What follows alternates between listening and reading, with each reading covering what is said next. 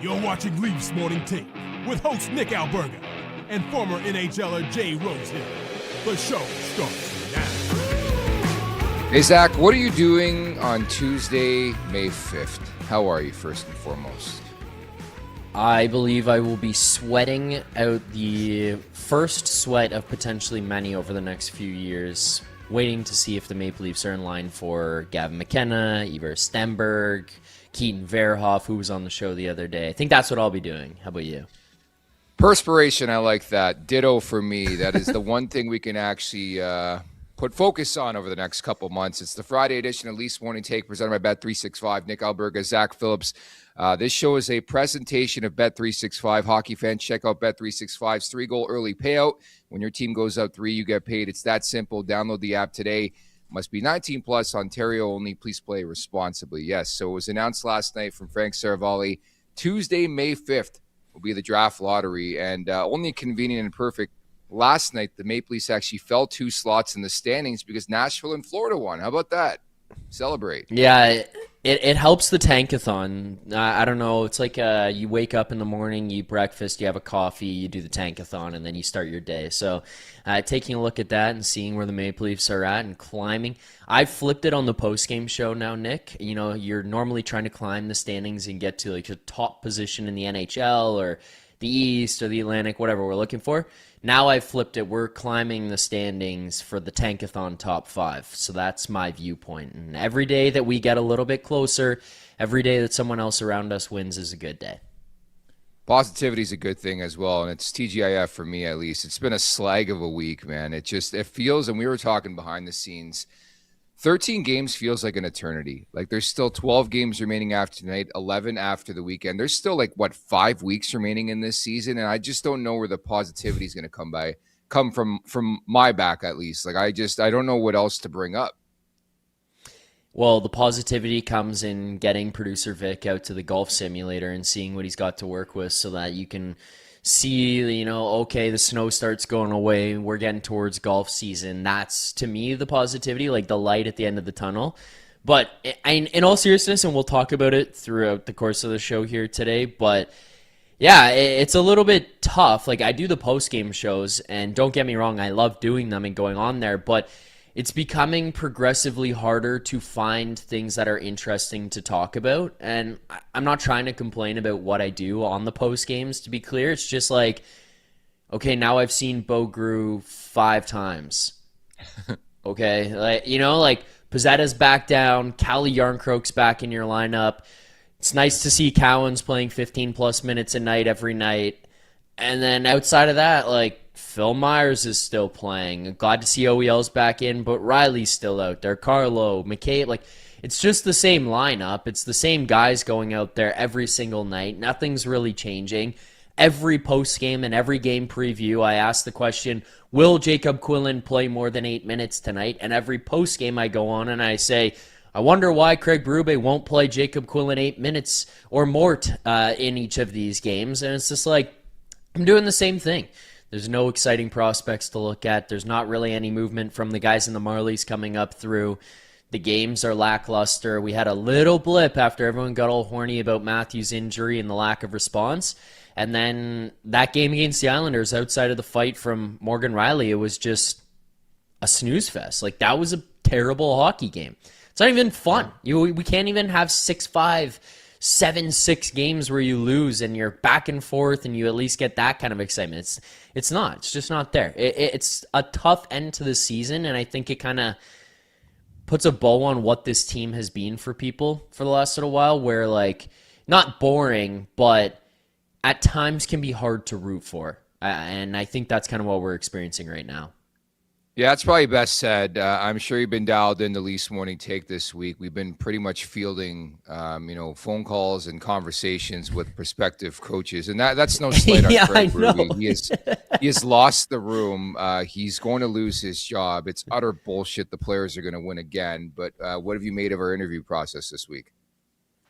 Yeah, I appreciate it. You guys got a head start. Last year, there was or 2 years ago, there was a lot of frustration about how I just went automatically to Craig Berube. You know, Prague calls into the post-game show and he flips his lid for like 10 minutes saying that they didn't even do any due diligence and interview the right people. Well, that's why you watch Leafs Nation 401 right here on YouTube, and that's why you watch Leafs Morning Take, because the Maple Leafs and MLSE might not be doing it, but Nick Alberga and Jay Rosehill are. So getting an idea of who's out there, what they might have to offer, and how they could help the Maple Leafs next year. I appreciate you guys. You're doing God's work. I'm blushing. So who's your candidate? Who's your number one guy? If Berube's sacked tomorrow, who's your guy who's taking over? So there's one guy. I think it's probably everyone's guy. But David Carl's not coming to this team. No, it's Pete DeBoer. It's Pete DeBoer is the number one guy. Okay.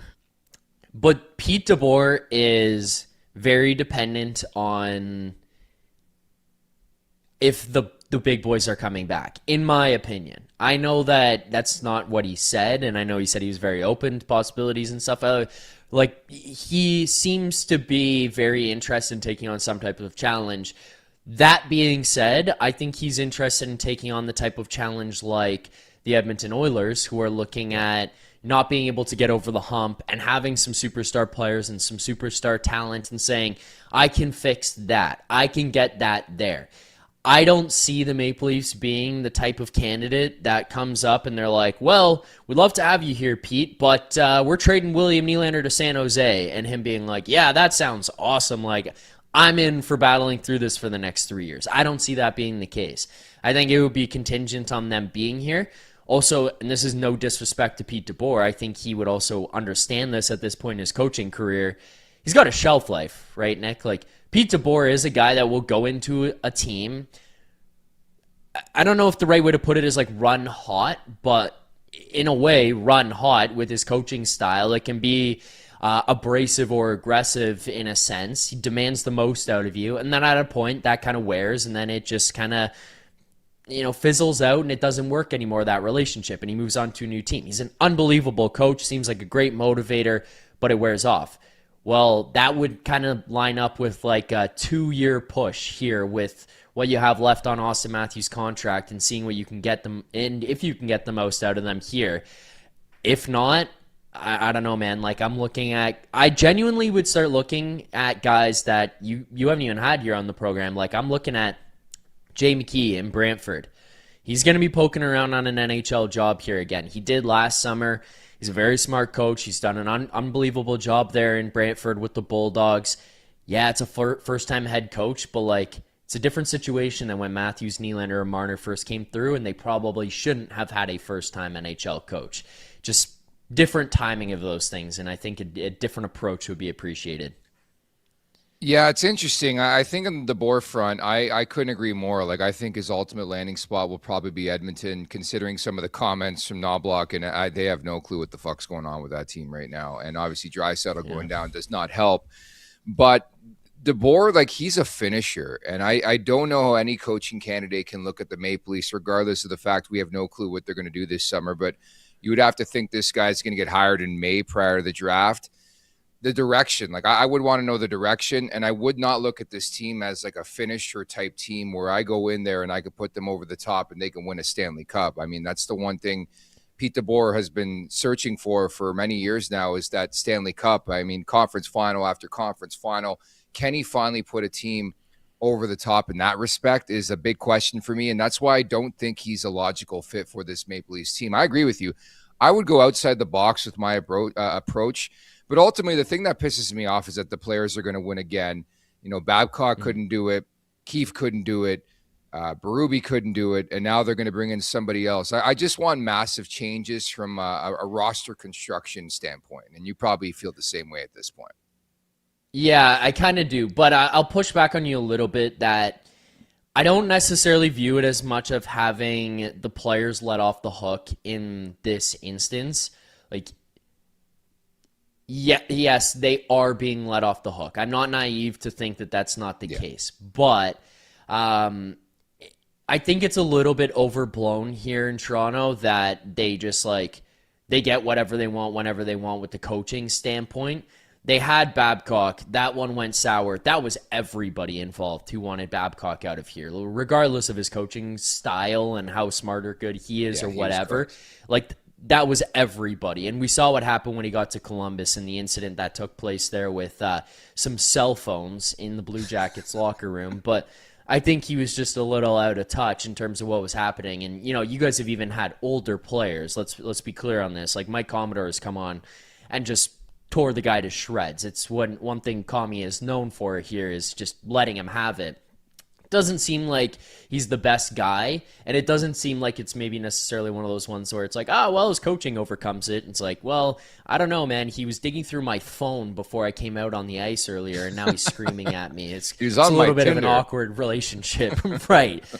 So that one there, I think Keefe was a good coach later on, and I think that was an instance of letting them off the hook. I want to agree with you there. I think early on, the problem with it, and ultimately what ends up happening here is like, right coach, wrong time.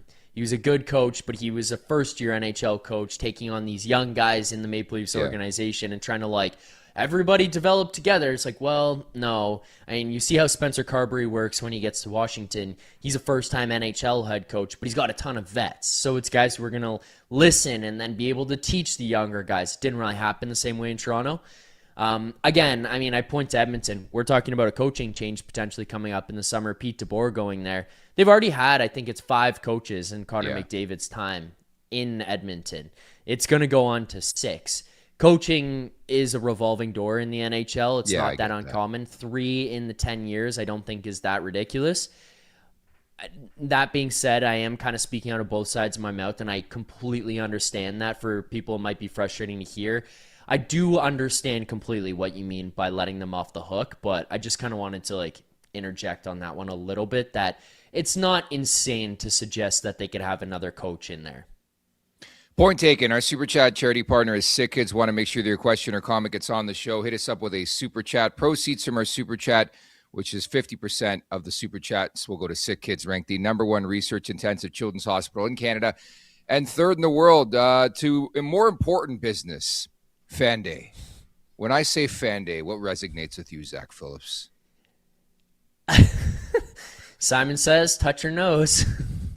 Dude, some of the videos coming out of Fan Day yesterday, I could not believe I couldn't believe, A, there were people there to cover Fan Day, and B, this thing was taking place in this train fuck of a season.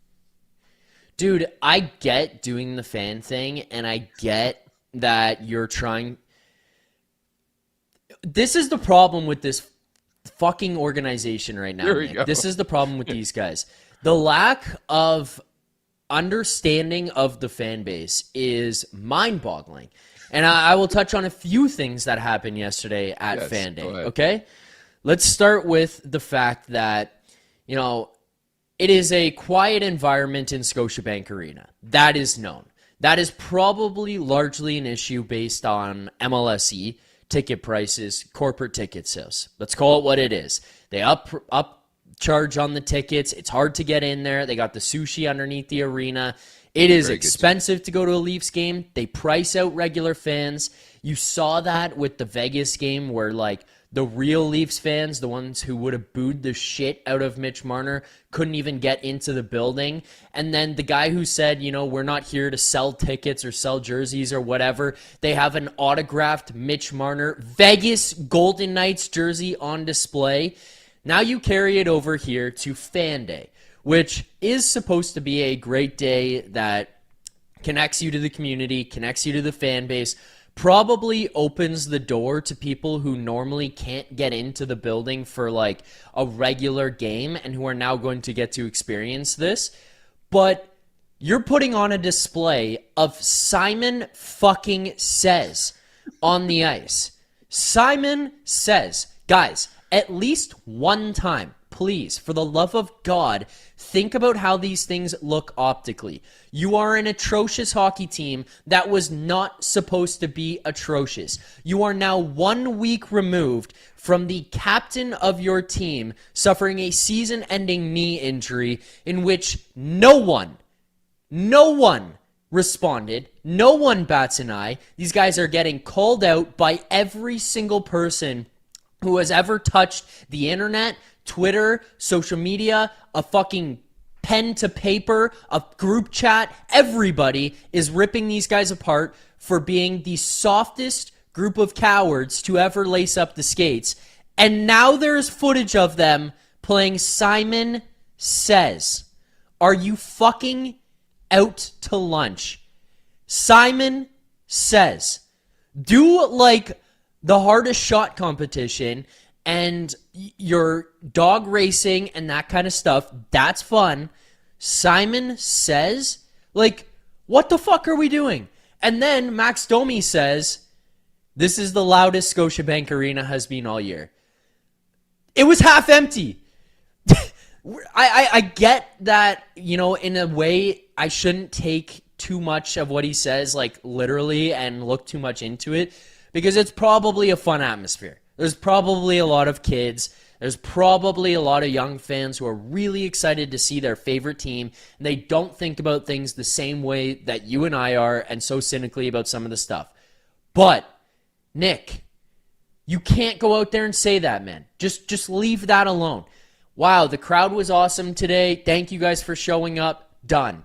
Do not say this is the loudest the crowd has been all year, because you're part of the reason why it's been so quiet. No one in there is getting loud or cheering because you guys fucking suck nuts. That's why it's so quiet in there.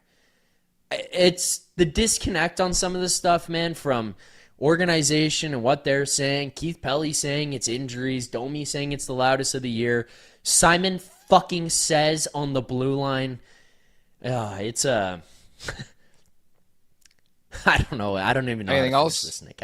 My head is like watching that stuff. It's like it's supposed to be fun and innocent, and then it just made me mad. The timing wasn't great.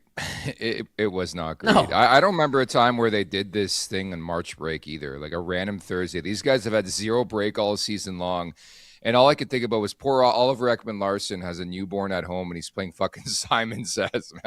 Like, what are we doing here? What are we doing? Yeah, like I see in the chat too, BD Gain says, it's for the kids, Zach, chill out. Imagine an adult being lit about Simon Says. I don't actually really give a shit about Simon Says, and I'm well aware that it's for the kids. The point is about this organization never understanding the optics of things. Like, never. Tone deaf. Yeah. They're just so out to lunch on this stuff. That's what frustrates me about it. Okay. I don't know. I get people's pushback on it, and I get BD Gaines' point here. I'm not really that frustrated with Simon Says, and like if the team is winning, I probably don't care. It's just the accumulation of things that's just one after another that builds up. Then you see Simon Says, and it's like I'm already annoyed by the fact that they're doing this amidst this season, and then I have to also read every other media member and fan and everything just shitting on the team, being like, oh, no surprise, the team that wouldn't stand up for their captain is playing Simon fucking Says. It wasn't a free event, by the way. JRock12 sends a super chat. Can they play Simon Says, but I can't do what Berube says? Okay, that's a unique aspect to look at it. But yeah, like you knew they were going to get ribbed. I would have buried it on a Sunday afternoon. Like it didn't need to be front and center on a Thursday, and then people are there covering it, and it's all over social media. But some highlights since you asked, Zach. Morgan Rally not there due to the flu. Oliver Ekman-Larsson reveals the name of his new boy, Louis William Ekman-Larsson, so congratulations to him and his lovely wife. You talked about Domi. Joseph Wall stopped Craig Berube in the shootout challenge. Joseph Wall, by the way, won the Simon Says challenge. And shout out to Troy Stecher's Bernese mountain dog, Phoebe, won the Leafs' annual pup race. So there you go. There's the highlights right there. Nice. Yeah, and I mean, to be clear, like, I don't care. Like, it's a fun day for kids and stuff. It's good. Care. They should be doing that.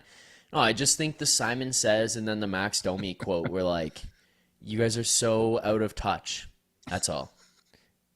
I would have brought, those umbrellas when you play as a kid in gym class and they bring the umbrella, or the parachute, and you go into the parachute? That was a fun game. I don't know why it was so fun. You go into the parachute and you go home and you tell your parents, hey, we went under a parachute, but I don't know the point of it. Like, looking back at it. Yeah, the parachute, everyone goes, and then you run underneath or whatever, grab things from underneath, or get to the other side.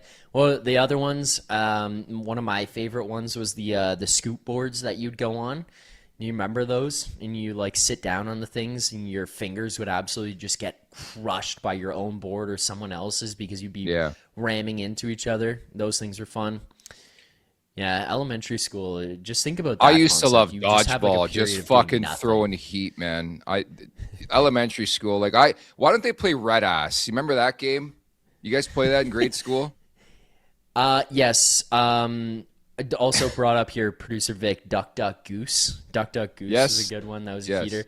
I was in the period of time in school where there was a transition from what you were and weren't allowed to call things. Oh. So Red Ass was out the door. I knew what Red Ass was. I was playing it, and then it got changed. Wall Ball, Red A, Red Ace was another way that it was called, or they would refer to it. We also had the issue at my school. Maybe it was just at my school here, but it drew up a controversy because we were playing Manhunt, and they were no longer allowed to call it Manhunt. People Hunt. Because it was Person Hunt. It was nope. Also not allowed to call it Hunt because that would imply like killing or something like that. So it was like People Chase or something like that, I think is what we had to call it. Wonder what they do now in school at recess. What do they do now? I used to play foot hockey, so I don't know what's happening now at recess. Braids. We play mini sticks. Yeah, that was fun. one thing we did too. Yeah. Yeah. They paint the lines on the outside. Yeah. Yeah, I like producer Vic's idea of Duck Duck Goose. If they want to go heavy with this joke of Fan Day, Duck Duck Goose, Simon Says. I don't know the players sign up for this. I understand it's for the fans, but I'm not playing Simon Says. I'm not that guy who's playing that game. I really am not. I would just call it, say I got to take a dump, and just not come back. See you later. I got to go. I think you got to exclude me from this one. I'm going to be like 5. How long's this segment? Okay, I'll be like 8 minutes. Yeah, thanks. Pretty much. I'll be back pretty later. much. Anyways, let's roll on. That's enough on Fan Day. I woke up and I'm like, they're not practicing today. They get a much needed day off because every day this season they're on the ice at some point in time, either game or practice. And we all know they need the practice at least, and they have Fan Day.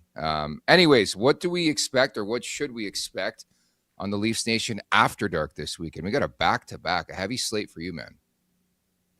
Yep, starting tonight. I don't know. It's just a lot of what do the young guys look like? And by young guys, I mean Easton Cowan, Bo Grew. What do they look like? Bo Grew's 26, buddy. He is not young. I know. That's why I'm like loosely fitting him in that category. Like, what do the Marlies plus Cowan look like? Is kind of the conversation that I'm trying to have on the post-game show. It's hard. It's hard to evaluate deployment and stuff because on one hand, I have a lot of frustration about usage and who's playing with who. And on the other hand, it's like, well, is Berube going to be here next year? I'd say probably not. So is there a point in getting mad about it? Yep. I think a lot of what happens here on the post-game show for the next 13 games is going to be getting people in the chat involved, whether it's trade ideas, if it's direction of the team, if it's just people calling in to get frustrated or whatever. I don't care, but it's much more big picture than it is game by game here now. And just getting people involved. I mean, I'm going to use this opportunity as a promo for my own show, so join in. The link gets sent into the chat. You guys can call into the show, vent your frustrations. I don't care. But Nick, that's honestly the best way for me to go about the end of the season. I think it's very difficult to evaluate game by game. It is. You know, even looking at the last couple of games, like, great, you really gave it your all. And then against the Islanders, you stunk. Like, do I care? I don't know. I don't think so. I don't think I really care. I'd rather see individual pieces and how they look. You should do a Fan Day for TLN After Dark. So Prague should host a show one day. Oh, okay. You should call in the Prague show. Kind of watch. Yeah. That would get interesting. I don't know if that would work. I think you and Prague are secretly becoming best friends. I think you and Prague are in a group chat somewhere, and you are just talking puck, and you're talking Max Domi. No, I do not have conversations with Prague outside of what he does on Leafs Nation After Dark. He has calmed down much more since the early days of the Prague phone calls, so it's gotten a little bit easier to handle. But Even Prague's we've got a had enough of new this caller. fucking shit team. Do we? I would assume so because I haven't seen him in a while. But we do have a new caller. I don't know if you're familiar with the guy who said that he wouldn't want Tree Living managing a Dairy Queen, Francesco. Yes. He calls in. He is a frequent chatter here on the morning show, on After Dark. He tweets at us. He comments on Instagram. Like, he is all over the Leafs Nation channels, and he's been calling in now. And I think he's turned into a fan favorite here pretty quickly. Great. He will just call in, absolutely torch the team for like 2 minutes, and then hang up. Love it. Francesco, what's going on, buddy? Paisan, welcome to the team as we talk about Shit Nation here. At the Leafs Nation 401 on YouTube, hit that like button. Hit that subscribe button. Leafs Morning Take where you find your podcast. Copyright it right now, okay? In case somebody steps up and say, hey, we coined Shit Nation. No, we did.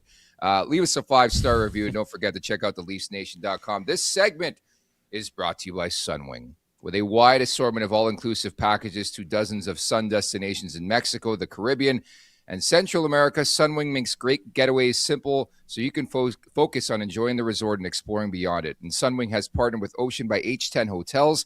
Dining typically includes buffet and a la carte options, plus snacks and casual bites throughout the day. For more information and a book, check out sunwing.ca. And I wonder how quickly these Maple Leafs will be on a Sunwing resort very, very soon following the season, probably seconds after the final buzzer.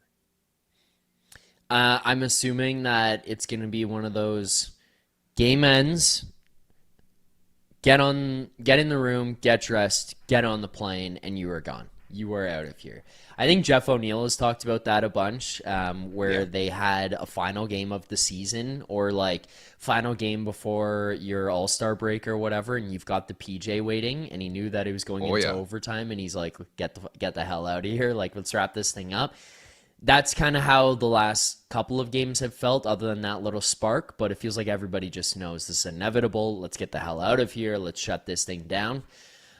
You know who I'm surprised hasn't been shut down? And the comments from today were really surprising, especially considering, where the team is at organizationally and what you're trying to do for the future. Matthew Knies. Get that guy on a fucking Sunwing flight. Get him out of here, get him to the warmth, get him recovering, get him off the goddamn ice, because he's talking about how his knee doesn't feel good and he's uncomfortable. He's been dealing with this all year and he's going to take it in the summer. And he's just still playing through it.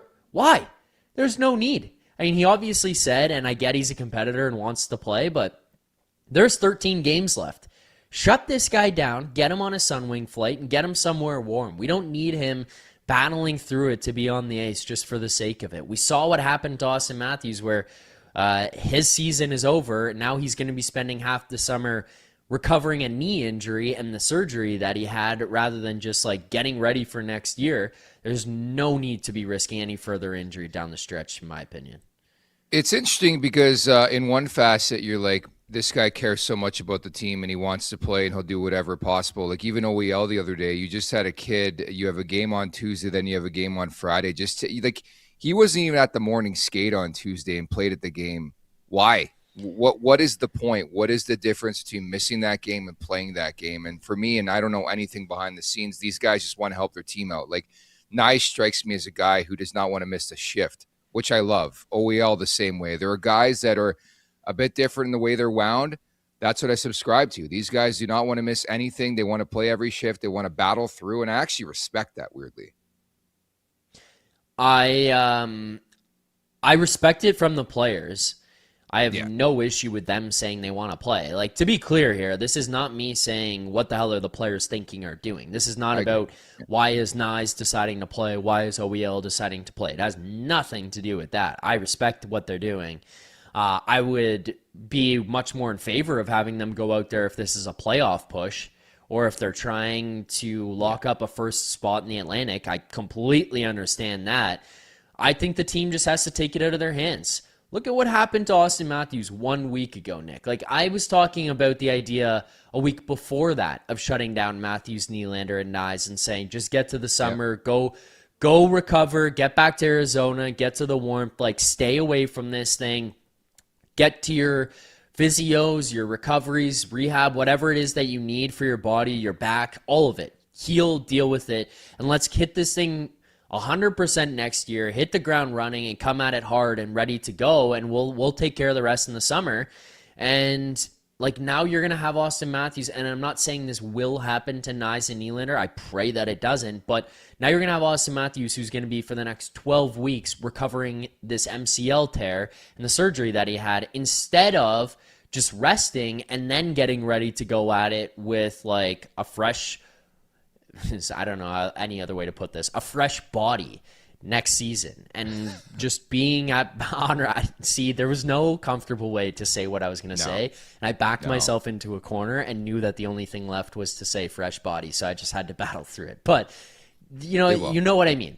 Like, he's not going to be able to have that, because now 12 weeks from now he's going to come out and be like, now I can get back on the ice. Now I can get into my training and all that kind of stuff, which just sets you back a little bit. Whereas you could have been prepping something here to be away from this and get healthy again and then start your training program. So it's just a little bit frustrating from that standpoint for me. I think the good aspect too is that Knies is younger. So his body can handle and react quicker than it would, say, a 29 or 30-year-old. But I rather not tax him with meaningless games down the stretch. But I think ultimately the decision lies in the player's hands. Like, there's got to be agreement from that aspect. The team can't go to them and be like, you're hurt, we're shutting you down. No, I am paid to play hockey. I'm going to play hockey. But I think that's fascinating, because we've been discussing that for months now. We knew Matthew Knies had a knee injury in November and that it wasn't going to get any better over time, and they play every day, so how can it?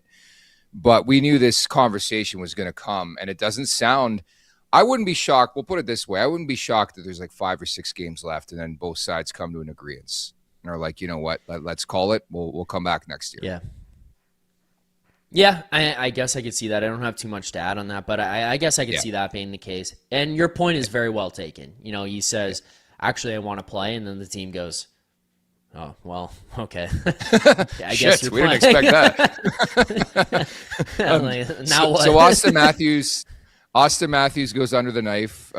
News comes out yesterday. It doesn't really advance the story much. We expected, they were saying even the initial injury, it was going to take a week or two before they decide the next steps. So MCL surgery, approximate timeline about 12 weeks. I think all that tells us he'll be ready for camp. I just hope it doesn't cut into his offseason training. But let's evolve the conversation. How would you grade Matthews this season? So he plays 60 games, 27 goals, 53 points, 82 game pace of 37 goals and 73 points. What a superstar, Zach? Yeah, it's not good. I'm No. I'm putting a lot more on Craig Berube here in this than I think a lot of other people are.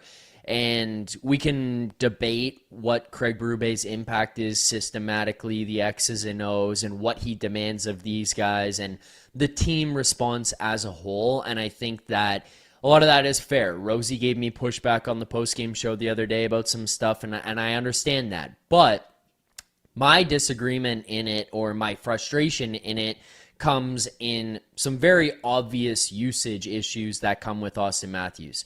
First of all, playing with Max Domi and Bobby McMann is not setting the guy up for success. I understand he's supposed to be a driver, but Nick, you just rattled off the points where he's on pace for 37 in this season. That's playing with those guys. I think he looked good enough with them, where when you're looking at Max Domi, that's a guy who should be playing in your bottom 6 on a wing. Bobby McMann should be playing no higher than your second line, and if you're a really good team that's going to win a Stanley Cup, should probably be playing on your third line. Now, both of them together are anchored to Auston Matthews. I think that's idiotic. I think the defensive zone starts that he got given versus the offensive zone starts, and combining that with the level of competition that he played, is idiotic. I think some of the usage from that just kind of like idiotic from people defending it more so what I'm saying, defending it and being like, no, like he's got it right. He is on the right track here. I think that is just completely out to lunch to view it that way and say, yeah, this is the right usage of the guy. And I mean, Nick, I know that we're not like the biggest analytical podcast here, but some of the stuff is very telling, unfortunately. You know, you look at the centers in the NHL who face the toughest level of competition and combine that with like defensive zone starts and stuff. Auston Matthews is up there on that list with guys like Jason Dickinson and Phil Deneau. And I know we make the jokes, but he shouldn't be used like that. He should be used in the offensive zone far more like your Connor McDavids, like your Nathan McKinnons. That's how the usage should be. So did Auston Matthews do enough on his own? No, he didn't. I'm not going to give him that excuse. At the same time, Craig Berube and the coaching needed to use him a lot better. We can go back and forth about the structure and the systems all we want. There's people smarter than me who can disagree with me and tell me why I'm wrong. Completely get that. But the basic thing for Auston Matthews for me and why I think some of the point production struggles is how he was used in situations and who his line mates were. And my final point here, Nick, even just to like the final thing to think about, Max Domi stinks in his own zone. You are putting Max Domi with Auston Matthews, and you're starting them in their own zone more often than not. That doesn't make much sense to me. Like, now you're asking the guy to spend 45 seconds in his own zone before he even gets out and tries to go up the ice. So I think there's a lot that sets him back from his offensive abilities. That's kind of why I would like to see what someone else can do running the shit. What kind of grade are you giving him? I think I'm probably going to give him like a C+. So I gave him. Maybe a so I have C. my paper right maybe now. C+. Yeah. Yeah. I don't disagree with your points. I think well taken, well made. If I lean on the eye test, he is not the same guy who had 69 rips a couple years ago. And I get it. He went over to Germany. Nobody has any clue why. Nobody has any clue if it still hampers him, but he is not the same player I saw in the final season of Sheldon Keefe as the head coach of the Toronto Maple Leafs. Plain and simple. He is so talented, he could still score at a 37-goal pace with everything you just mentioned. I don't disagree. Like, not having Marner did not help him this year, but the pop's not there in his step. Save 12 games where I thought Matthews looked back, quote unquote. Mm-hmm. The pop's not there in his step.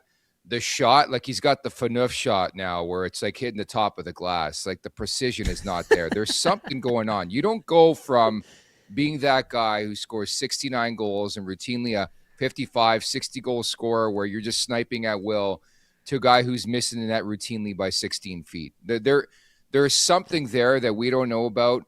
I don't think it'll ever come to the forefront, but I can't sit here and tell me this is the best version of Auston Matthews. I just can't. No, I agree with you completely. I think that that's fair. The pop's not there.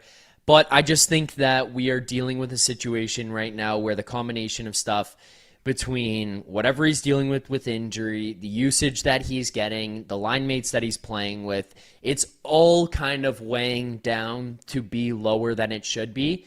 And throw in there the fact that, you know, like we just said, he's still on pace for 37 goals. Like most guys in the league, if you over 82 games, if they're putting up 37, we're saying that's a really good season. It's not his standard.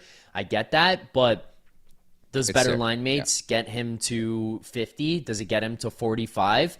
That's only 8 more goals over that pace, right? I think that's doable. Does 10% less defensive zone starts and 10% more offensive zone starts get him there? I think probably. The other thing, does a better power play get him closer to that? I think it adds a couple more goals. He's obviously part of the problem on the power play, don't get me wrong, but sure, maybe putting Morgan Riley out to be QB1 may not be the best decision anymore. Probably maybe not. Somebody should have made adjustments earlier on, and those adjustments weren't made until seemingly after somebody was fired around December 23rd before the Pittsburgh game, if I seem to remember that date correctly. But there's a lot of things that go into it that I can easily see. There's a day he would have got more. There's a day that he could have got, or opportunity that he could have got more. And yet, I still agree with what you're laying out about the pop not being there in his game. Just blend it in. That's the best way to describe Matthews. If this is it for Matthews under Craig Berube, and that's why the curiosity is there with me. I won't lie. Like, what if a new coach comes in and maybe it's a different looking Auston Matthews? I think there's a chance. I mean, it's important to stress again. He went to Germany. Like, this injuries have been part of the routine here with Auston Matthews, and he's not getting any younger as well. At the Leafs Nation 401, hit that like button, hit that subscribe button. Let's move the conversation over to Matthew Knies. So the fallout from the deadline continues. Elliotte Friedman comes out with his latest 32 Thoughts written submission. And he says Anaheim, Chicago, Montreal, New Jersey, and Utah all showed serious interest in acquiring Knies prior to the deadline. I still don't know how to feel about this. I understand you're not doing your job if you don't know or aren't looking to fetch, what the value could look like for some of these players. But I think it would be a massive, massive mistake unless somebody's royally overpaying to acquire Matthew Knies. This is the last guy I'm trading right now, Zach. Yeah, the only guy that I was willing to have that conversation and think about it, and even still I wasn't convinced, but the only guy that I was willing to think about it was a Robert Thomas. And it was because it filled a very specific need that the Maple Leafs have, and that's a second-line center. John Tavares is not going to be your second-line center next season. He's not going to be the second-line center the year after that. And I look at Robert Thomas and thought, 5 years, good contract, 26 years old. He fits in here, and he'll take over that role. Anyways, that beyond that conversation, I'm with you 100%. Like, who is it that you're getting back here right now that you're saying, yeah, those are the pieces that fit for Matthew Knies? First of all, trading within the Atlantic Division, especially for Matthew Knies after what happened last season, never again. Never, ever, ever again. The Ottawa Senators, the Montreal Canadiens, the Detroit Red Wings, the Boston Bruins call you. You block it. You don't even entertain the idea of picking it up and accidentally making some mistake where you say yes before you've heard anything and they've got it on recording. You don't even risk that. You block the phone call and pretend that it never came in and move on with your life. So the fact that Montreal was out there is disgusting. I hate that completely. You need these young guys. You need a Matthew Knies, 23, 24, 25. You need guys in that pocket to be here right now because that's the future of the team, gentlemen. You have a spot here where Auston Matthews and William Nylander could potentially be out the door at some point in the next 1, 2, 3 years. Who knows? Matthew Knies is the guy who takes it over. Easton Cowan is the guy who comes up with him and takes that over. Ben Danford comes through and takes that over. Who the fuck are you possibly getting for Matthew Knies that you're legitimately looking at? Because, Nick, the conversation you would have to assume for Matthew Knies would be guys that could help Auston Matthews and William Nylander. Because if it's not, then you're obviously, or should be, obviously, looking at trading them too, in my opinion. If Matthew Knies is going, you're not getting a guy back here to come and help in Matthews and Nylander. So then the next conversation is, okay, who wants Matthews? Who wants Nylander? And what are we getting back for them? And I can't imagine MLSC right now wants to be looking down that path and wants to be doing that. And by all accounts, the whole way it was, well, no, Matthews is committed. Nylander's got a longer-term contract. It just, I get entertaining calls out there, but for anything to go very far, it just confuses me of what the direction would be. Like, if we heard after the deadline there was conversations with St. Louis, okay, I can understand that. That makes sense. Like, you test that out. I don't know, like, are you trying to find a number one D-man? Is there a team out there that has one that would be willing to swap something for Matthew Knies? I could entertain that call, Nick. But beyond that, I just don't really know who's out there that I start to look at right now and say, yep, I would trade Matthew Knies for that package or that player, because if you're dealing him, I don't see how the other guys are sticking around here either. So a couple of things. Let's scour through this. So if you're Utah, I think automatically Peterka's a guy I would look at, not to mention some of the younger prospects. Peterka's had a so-so first year here with Utah. New Jersey, Simone Nemec, I think, would be in that conversation of guys you'd want in a return for Matthew Knies. Montreal, Reinbacher. I mean, there's so many different defensemen that I would start with. Chicago, Levshinov's a guy. Frank Nazar. Like, that's the thing with these conversations. Like, people want Matthew Knies, but what are you going to give up? So that leads me to Anaheim. I'm going to play the role of Pat Verbeek. I call you up and say, hey, Zach, GM of the Toronto Maple Leafs, I'll give you Mason McTavish and Pavel Mintyukov. Do you accept or flush my call? I entertain it, but there needs to be more. Oh, but again, like right? This, yeah. Well, it's not enough. You have two guys right now who are being healthy scratched by Joel Quenneville. Mason McTavish has a $7 million AAV, I think it is. Yep. I don't know how many years he has on it, to be clear, but I think he's got a $7 million AAV. So let's go point blank here. What is Matthew Knies' contract? I think it's 7.2 or something like that, right? If I'm correct? 7.5? Yeah. Okay, 7.5. Yeah. Mason McTavish is going to come in and basically fulfill the Matthew Knies contract. That right there immediately gives me pause. Mintyukov, very intriguing. The idea of fixing a Mason McTavish, very intriguing. But $7 million coming in at the same cost of what Matthew Knies is going out the door, that gives me more pause. So now you got to look further down. What else do you have? What other picks do you have in your lineup or in your shelf that you can give us, that you can offer? Because that $7 million contract on Mason McTavish in that deal is one thing that scares me a little bit. I think there needs to be more coming back the other way. This is what I hate too. Like, MST writes in the chat, Knies has proved he's a mediocre player, not a star, question mark. I disagree with that. It's a classic player signs a contract, has a down year. His numbers are actually up. I know his usage is up and he's playing more so in meaningful minutes, especially without Marner in the lineup. But I think it wouldn't be the smartest idea, albeit it sounds like teams are ready to pay full dollar for Matthew Knies. I'm not trading this guy coming off a down year, but I think the world of this kid. I think it's a blip. I think you forget that he's 23 years old, and I think he's going to come back strong next season and healthy, most importantly. I'm reading the chat right now. Like, this is where I think, I don't know if people are just trolling or what the deal is, but like, on the bottle, Bill Monroe, Knies doesn't play a premium position. AAAMM 410. Knies is overrated.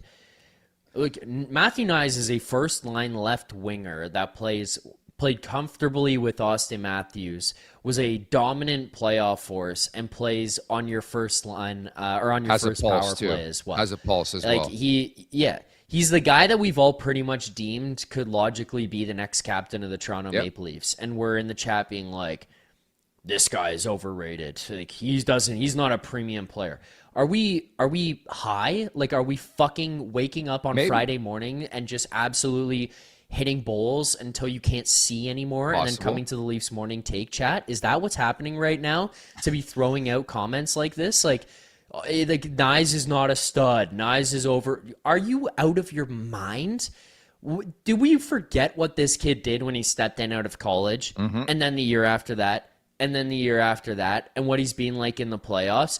Do we forget the physical presence the guy brings and the grit and the balls and the heart that he has that so many people on this team lack? Are we forgetting the skill set that he brings alongside all of that? And the fact that he is a young guy who's going to develop and get better and continue to grow? Like, how in the world are we coming here and complaining about this guy to that extent?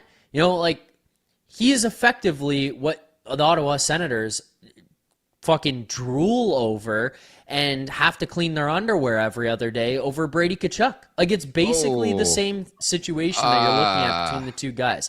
It's not apples for apples, but it's the same type of player is what I'm getting at, Nick. It's not the same player. There are different skill sets and different levels. But heart and soul guys. But it is the same type of player that you're dying to have in your organization. You die to have a Matthew Knies play for your team. And the second he's gone, we're going to fucking cry about having that guy left this team, and it's going to bite you in the ass till the end of time. I can't see a way where Leafs fans walk away from this and it's like, well, yeah, that one worked out well for us, unless you're getting back some stud back in the deal. Buddy, if you think it takes a Friday morning to wake up and smoke bowls before listening and watching Leafs Morning Take, I don't know what to tell you, because people do it on Mondays. Fair. They sure as hell do it on Hump Day on Wednesday. So we appreciate everybody here in the chat at the Leafs Nation 4-1. hit that like button, hit that subscribe button. It was a surprising deadline on many fronts, but the one thing I thought Toronto would try to do, because the first time in a decade they had cap space, was just take on somebody, eat the money, and take an asset with it. And Patrick Laine, I thought, was a perfect candidate. I don't know what the fuck Montreal's doing with this guy. He has been ready for like a month and a half, and they just keep deflecting. And this is the latest example of teams manipulating the CBA. Like, the guy's ready to go, and he's not ready at my ass. But Patrick Laine was a prime example of a guy the Leafs could have acquired. And I have no clue. This is just me just talking and speculating. But what if Montreal called them and said, hey, take the Laine contract off our hands. You have space. You just put Tanev on an LTIR.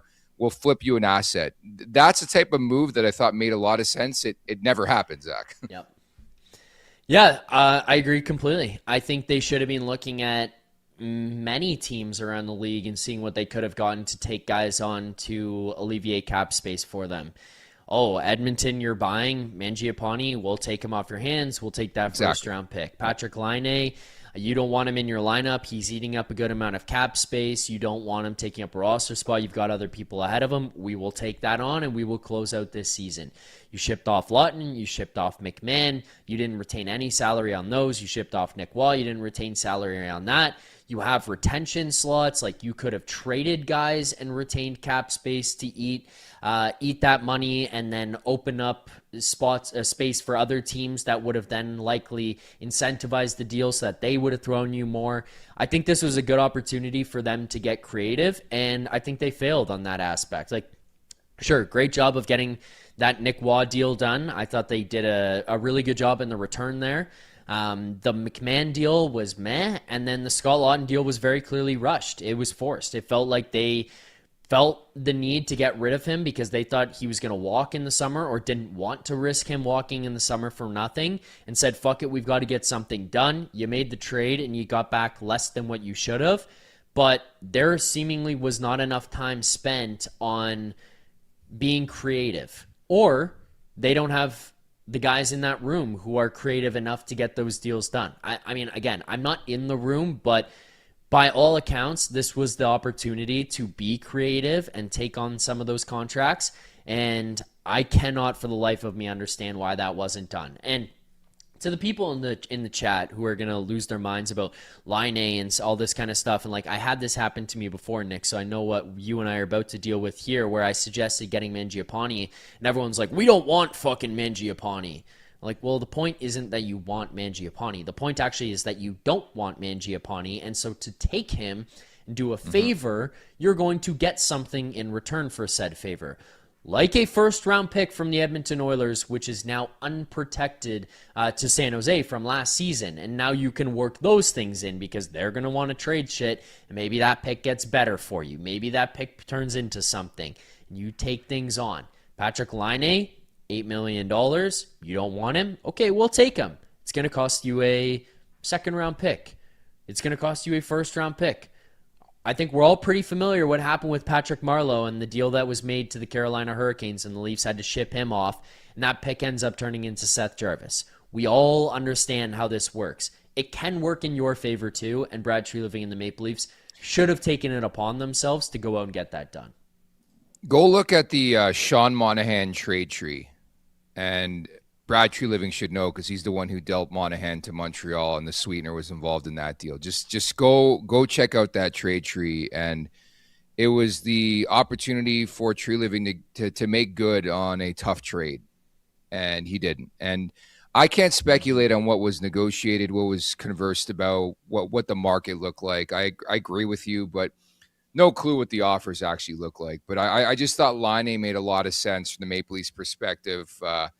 Deal's coming to an end on July 1. You give him a bit of a look. Maybe he's a guy you take a flyer on in the summer anyhow. Yeah. I'd probably stay the hell away from Laine, but just that type of trade made sense, a sweetener, and they just never made it. And I think the issue is, we talked about it since the deadline. It just felt like nobody actually was chasing the Stanley Cup this year at the deadline. Like, the contenders made moves. Yeah.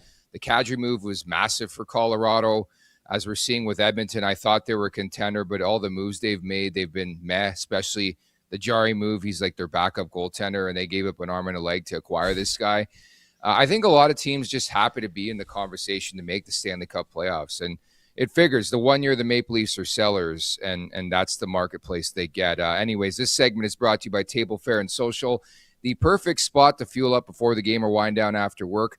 Located right across the street from the arena and just steps from Union Station and the Metrolinx bus terminal, Table Fare and Social offers a wide selection of food and drinks with space for large groups and a family-friendly atmosphere. Next time you're off to a game, check out Table Fare and Social, a downtown food hall right across from the arena for some great pregame bites and drinks. Oh, yeah, they're playing this weekend. So fan day's over. They got the rare home Friday night matchup against the Carolina Hurricanes, the annual David Ayres game, I guess you can call it. I think they've had them twice at Scotiabank Arena. But they got Carolina tonight at home ice. They visit Ottawa for the final installment of the Battle of Ontario tomorrow night. What are you looking to see from the Maple Leaf squad this weekend, Zach? Loss in regulation tonight against Carolina. Get in, get Bingo. out, and then play Ottawa tomorrow and beat the Sens in reg and ruin the Sens' playoff chances, and then lose every game for the rest of the way. I think after that we'll have 11 games left. If you lose every game after that down the stretch, I'm okay with that. But beat the Sens on Saturday night, take away the playoff hopes that they have, and I think I'll be pretty happy. Unrelated note, somebody in the chat pipes up. Do you think Donnie does dishes, smokes bowls? He has to, right? He's got to. Darts inside, at least. Sig's inside for sure. Donnie's he's definitely hacking. Yeah. Like, you know how much dedication it takes? I got 2 people.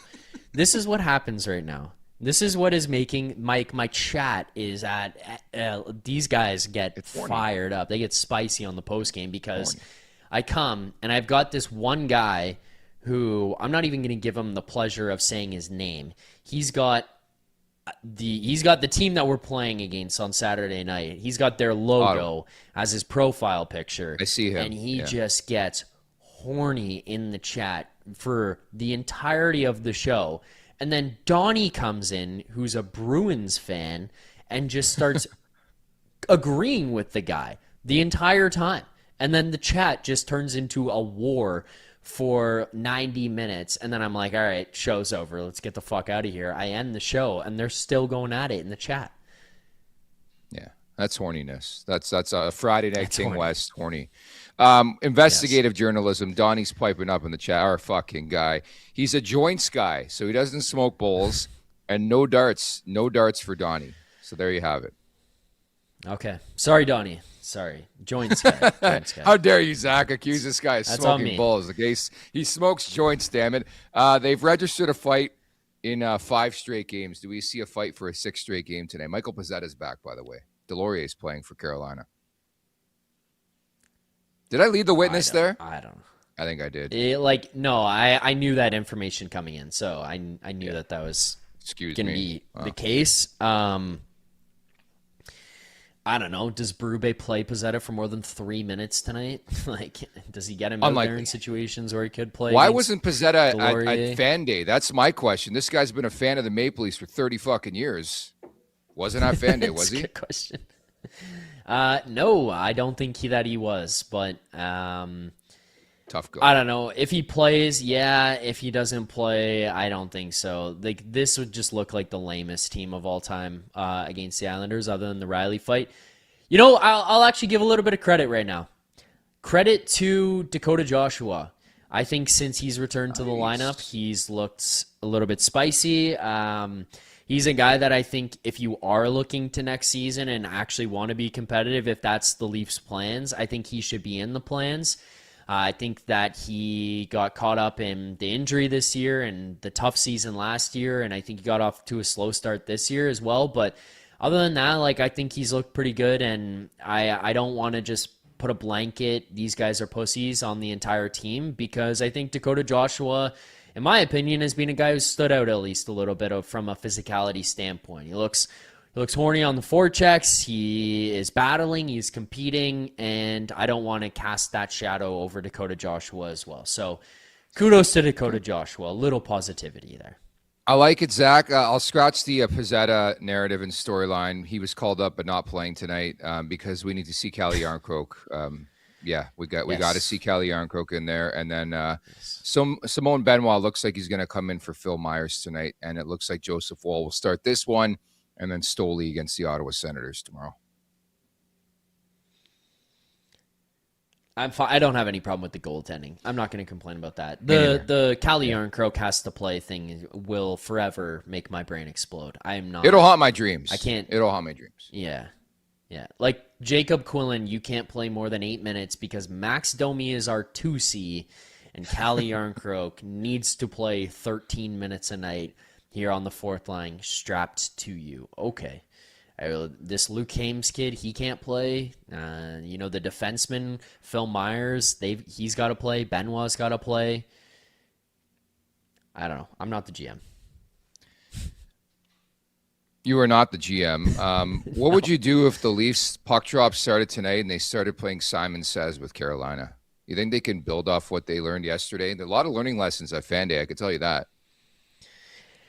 It's 10 years of learning lessons, so why would they not cap off Fan Day 10 years in with an elementary school grade? That seems to be at least where they are stuck in their lesson learning process, Nick, every year. All right. I always relate it. It's one of my good buddies. He went to Dalhousie, and he did his undergrad for, I think, 8.5 years. It took him 8.5 years. Okay. The Maple Leafs, I will call him out by name. I've said it before. I will say it again. He'll love it. But they're on the Kent Nakamichi college program. That is what the Maple Leafs are on.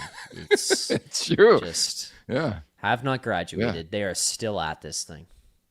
Yeah, I had a buddy playing lacrosse in college. He was 25, and we go out to the bars. I'm like, everybody is not 25. Tell you that.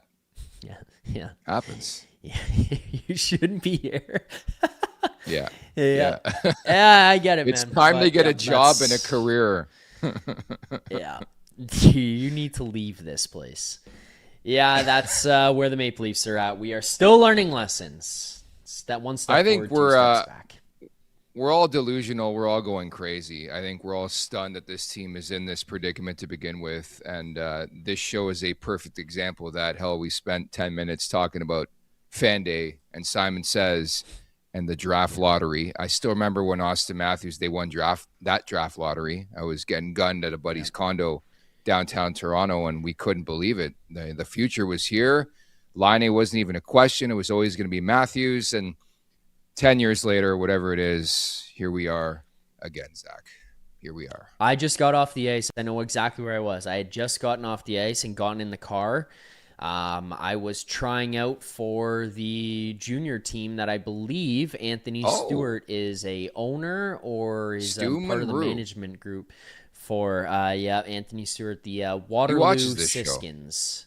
I was out there trying out for that team. They unfortunately told me what I already knew going in. Sir, you are too small, but if you grow in the next couple of years, we'd be happy to have you here. And I said, I am about to enter first year university. I am 5'7", 135 pounds. I think I will end it here. And that was the end for me. And my dad and I got in the car, and the Maple Leafs got the first overall draft pick. And I thought, well, you know what? At least there's something to salvage this day. Great story. He said, check, please. And you're like, first stop, the bar. Let's have a beer. But Stewie's got burner accounts. He's obviously watching or listening right now, so I'll hear from him in mere moments. It's time now for the last call, brought to you by Bet365. Tired of waiting for the end of the game to get paid? Ready to move on to the next puck drop? That's why Bet365, an official partner of the NHL, has 3-goal early payout. If the team you're riding goes up 3 goals at any point in the game, they'll pay your bet out early. Hockey moves fast, and now with 3-goal early payout, there's one less thing you have to wait for. Bet365, download the app and see what early payouts all about. Must be 19 or older. Ontario only. Please play responsibly. If you or someone you know has a gambling problem, visit connexontario.ca. Just trying to think of any bets. I haven't thought about it. I haven't been betting on anything Maple Leafs specific in weeks, if not months. I don't really want to watch their games. I only do it because I have this show. Just give me some entertainment value this weekend. I want to see some 6-5 hockey. It's not going to happen. I just hope they lose in regulation. Just keep losing at this point. Yeah, if you're going to lose in reg. Like, just I don't need these side points. No more loser point. No. Yeah. We are trying so desperately to catch Winnipeg and St. Louis here right now, and they're within reach. But picking up these goddamn loser points is so dumb. Like, you have 70 points right now. Winnipeg currently sitting at, I believe this is the most up to date, 67. The Blues at 65. Like, those are catchable. You have 5 more points than them in 13 games remaining. Nashville 71, Seattle 71, Florida 71. Keep them outside. Keep them out there. No need to get yourself to 71 with a loss here tonight. And for that reason, Nick, I'm going to bet the Carolina Hurricanes -1.5 at plus 115 for tonight's game. That is my best bet. The other one that I was looking at and debating, you tell me if I'm nuts on this, but Easton Cowan plus 390. He's got a lot of ice. He's playing higher up in the lineup. Give him more opportunities. He looks much more confident, much more comfortable out there. I kind of like betting on Easton Cowan. It would be a small bet for me if I were to do that, but 390. You in on that or what? Yeah, I'll tell. I mean, you got to beat in this. You called Cal Ritchie the other day. I thought it was like, what, plus 390. The Oakville boys scores against the Leafs. But yeah, I think my play would be Canes in regulation, just because I want to will it into existence. But knowing the Maple Leafs, they will be hot and horny after fan day on Thursday and come out and just have a fucking night on a Friday night, 5-1, have a great plane ride to Ottawa, then win that game 6-2. So you never know. We got a couple super chats before you wrap here. Producer Vic says, by the way, just on this, sorry, Nick, to cut you off. Producer Vic, I want to shout it out because if it hits, then I'll victory lap it. And if it doesn't, I'll pretend he never said it. Jackson Blake, that's his best bet. All right, so dad revenge. The father revenge angle. I like that for Jason. Okay. I like that. Thank you, producer Vic. MRush89. Only reason I pushed to move 30. This MRush89 every day, he is on some kind of conquest to trade Auston Matthews, but every super chat, this guy is paying our salaries at this point. Only reason I pushed to move 34 is he's a ghost in big games / injury issues. He could play for 10 years or be out like Lindros in 2 years. Imagine being left with nothing if he walks or he declines more. MRush89, I'm just kidding, by the way. He brings some really good points to the conversation. And I think that is the fear now, Zach, is the whole what happened with Marner. They want clarity on Auston Matthews. If you don't want to be here, you don't intend on being here, if your parents are already out in Vegas looking at houses, just please tell us, and we'll find a way to find you a new destination. I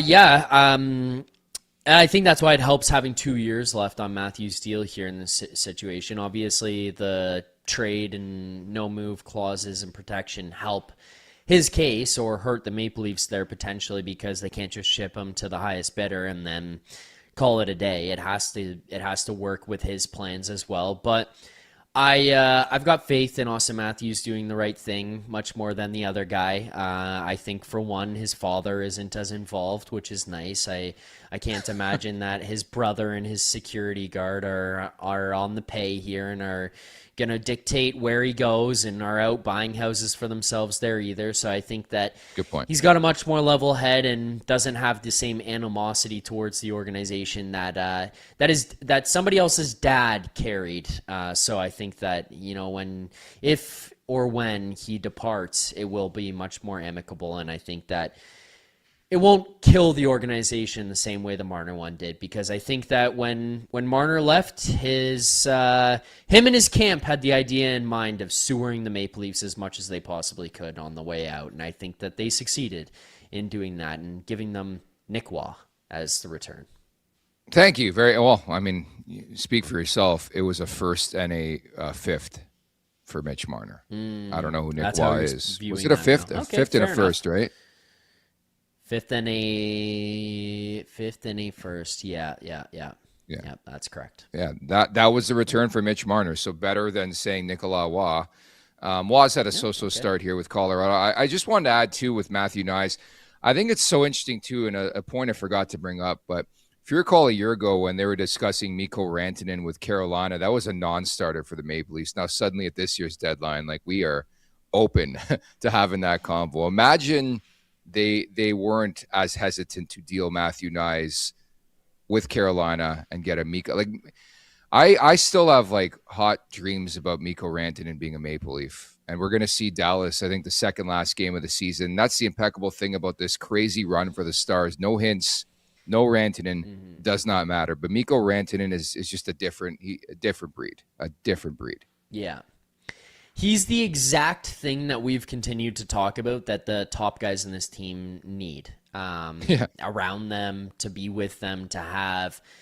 Yeah, to be entertaining conversations about a Matthew Knies trade and knowing that was on the table last year and they said no, that it drives me nuts a little bit because Mikko Rantanen coming here, signing an extension, playing with Auston Matthews, playing with William Nylander, I think the team's in a much different spot. You know, even if you lose Mitch Marner in the summer and he goes for Nick Waugh, and that's what you get back, first and a fifth, as you put it, you're still in a better position if you have Mikko Rantanen, Auston Matthews, and William Nylander here. So, the what ifs of this team, Nick. What if we didn't trade Nazem Kadri for Tyson Barrie and Alex Kerfoot? Alex Kerfoot, do not fucking forget, okay? What if? Yeah. What if we didn't let Zach Hyman walk for nothing? What if? What if we didn't we should start a protect new game Justin show. Hall and Alex Kerfoot? We kept Jared McCann. What if? I'm going to rifle through these super chats. We're going to get the fuck out of here. What if Nick Alberga just doesn't come back for the Monday edition of Leafs Morning Take? Al Duck writes in an issue. Yeah, exactly. An issue with the Leafs is the drafting. We've drafted approximately 60 players since 2017, and how many have had stints in the NHL? 5. Scouting overhaul now. J-Rock 12, short after dark with young guys playing 5 minutes after per game, I should say. So make sure you check out After Dark for night. Maybe it's a shorter edition, front end of the back-to-back, so keep that in mind. Maybe Zach wants to hit the town a bit. You just never know on that front. John writes in, is it even mathematically possible to finish bottom 5 with 13 games left without moving up in lottery? Great show, guys, as always. And then Maxentius Decimus, your boy. Sell low, buy high, MLSE, Economics 101, Zach. Any final words as we wrap here on a Friday? What if we print the shirts? That's all for me. Thanks, Nick. Thanks for having me. Appreciate you. Appreciate everyone in the chat. I believe that's copyrighted on some national show. So everything's copyrighted. Okay. It's a good inside joke that nobody will ever understand. Yeah. Yeah, exactly. All right. That's going to do it. Again, make sure to check out the Leafs Nation After Dark with Zach tonight. He'll have plenty of opinion, plenty of crazy-ass phone calls and guests. So looking forward to that. We'll be back on Monday. Dave Pagnotta is going to be in the mix for Rosie. Rosie's back on Tuesday at the Leafs Nation 401. Hit that like button. Hit that subscribe button. On the way out, Leafs Morning Take, wherever you find your podcast. Make sure to leave us a 5-star review. And don't forget to visit theleafsnation.com. Thank you to producer Vic. Don't forget it. Jackson Blake. That's the play for tonight's game. For Jackson Phillips, Blake. I'm Nick Alberga. Yes, there you go. There you have it. We'll talk on Monday, everybody. Take care. Make sure to check out more of our content right here on the Leafs Nation YouTube page. We got long-form interviews. We got clips. We got epic rants by Jay Roseau. We simply have it all. And don't forget, you can find out much more at theleafsnation.com. Thanks so much for watching.